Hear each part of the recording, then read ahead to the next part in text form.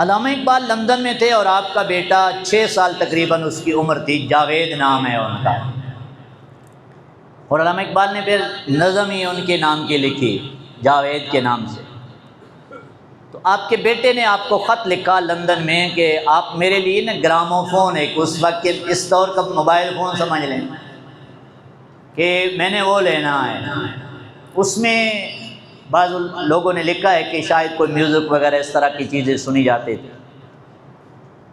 تو قلندر لاہوری نے نا گرامو فون تو کوئی نہیں خرید کے دیا، لیکن اپنے بیٹے کی تربیت اور اس نظم کے الفاظ کے پردے میں قیامت تک امت محمدی کے جوانوں کی تربیت فرما دی ہے۔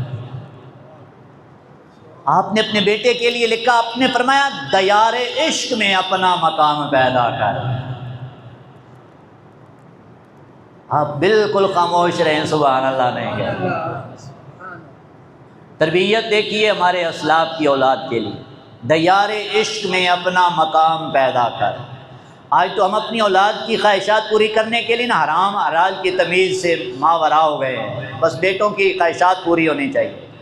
قلندر لاہوری لا سکتے تھے، بہت کچھ دے سکتے تھے بیٹے کو، لیکن آپ نے اپنے بیٹے کا ہاتھ پکڑ کر اسی بازار کا خریدار بنایا ہے جس کے خود خریدار بنے بیٹھے ہیں۔ آپ نے کیا، دیار عشق میں اپنا مقام پیدا کر، نیا زمانہ نئی صبح و شام پیدا کر۔ آپ نے فرمایا پتر ان دنیا کے آلات سے عزت نہیں ملتی، اگر اپنے آپ کو عزت والے لوگوں میں شامل کرنا چاہتا ہے، عزتیں رب کے دربار سے ملتی ہیں، تو رب کا بندہ بن جا اور اس کے عشق میں آ جا، اس کی بندگی میں آ جا، سارے جہان کی عزتیں میرا رب تمہیں عطا فرمائے گا۔ اور پھر آگے جو اصل مقصد ہے کہ عزت امیری سے نہیں ملتی، آپ نے فرمایا میرا طریق امیری نہیں فقیری ہے۔